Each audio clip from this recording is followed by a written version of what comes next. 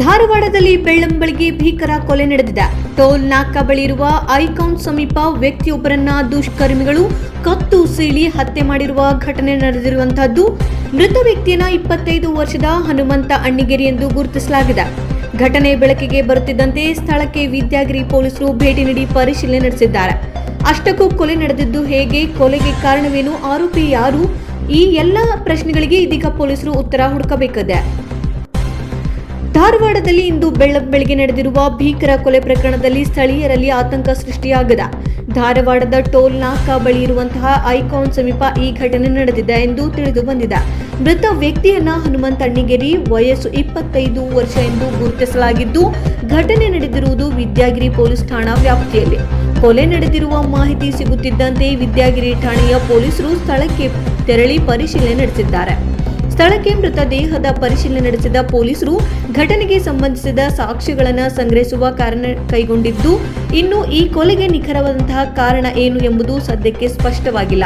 ವೈಯಕ್ತಿಕ ದ್ವೇಷವ ಅಥವಾ ಹಣಕಾಸಿನ ವಿಚಾರವೇ ಅಥವಾ ಹಳೆಯ ವೈಷಮ್ಯನ ಅಥವಾ ಬೇರೆ ಯಾವುದಾದರೂ ಕಾರಣವಿದೆಯಾ ಎಂಬ ಹಲವು ಆಯಾಮಗಳಲ್ಲಿ ಪೊಲೀಸರು ತನಿಖೆಯನ್ನು ನಡೆಸಲು ಸಾಧ್ಯತೆಗಳಿದೆ.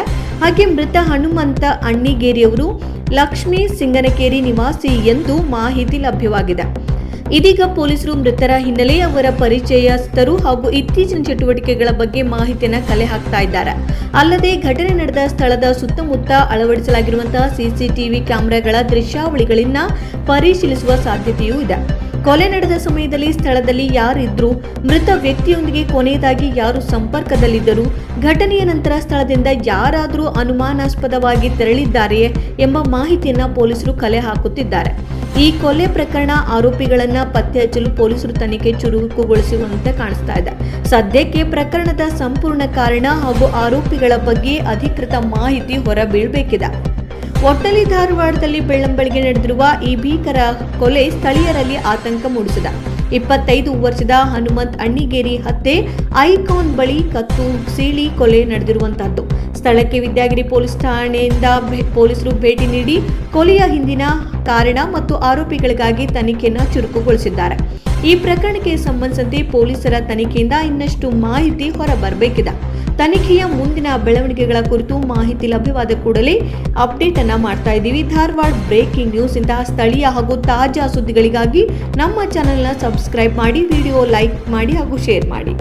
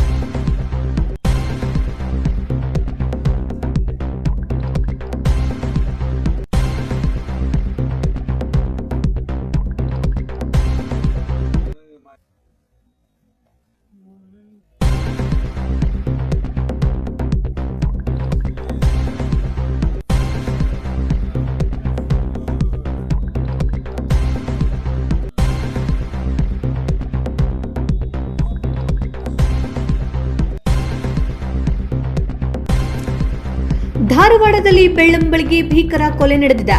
ಟೋಲ್ ನಾಕಾ ಬಳಿ ಇರುವ ಐಕಾನ್ ಸಮೀಪ ವ್ಯಕ್ತಿಯೊಬ್ಬರನ್ನ ದುಷ್ಕರ್ಮಿಗಳು ಕತ್ತು ಸೀಳಿ ಹತ್ಯೆ ಮಾಡಿರುವ ಘಟನೆ ನಡೆದಿರುವಂತಹದ್ದು. ಮೃತ ವ್ಯಕ್ತಿಯನ್ನ 25 ವರ್ಷದ ಹನುಮಂತ ಅಣ್ಣಿಗೇರಿ ಎಂದು ಗುರುತಿಸಲಾಗಿದೆ. ಘಟನೆ ಬೆಳಕಿಗೆ ಬರುತ್ತಿದ್ದಂತೆ ಸ್ಥಳಕ್ಕೆ ವಿದ್ಯಾಗಿರಿ ಪೊಲೀಸರು ಭೇಟಿ ನೀಡಿ ಪರಿಶೀಲನೆ ನಡೆಸಿದ್ದಾರೆ. ಅಷ್ಟಕ್ಕೂ ಕೊಲೆ ನಡೆದಿದ್ದು ಹೇಗೆ, ಕೊಲೆಗೆ ಕಾರಣವೇನು, ಆರೋಪಿ ಯಾರು, ಈ ಎಲ್ಲ ಪ್ರಶ್ನೆಗಳಿಗೆ ಇದೀಗ ಪೊಲೀಸರು ಉತ್ತರ ಹುಡುಕಬೇಕಿದೆ. ಧಾರವಾಡದಲ್ಲಿ ಇಂದು ಬೆಳಗ್ಗೆ ನಡೆದಿರುವ ಭೀಕರ ಕೊಲೆ ಪ್ರಕರಣದಲ್ಲಿ ಸ್ಥಳೀಯರಲ್ಲಿ ಆತಂಕ ಸೃಷ್ಟಿಯಾಗಿದೆ.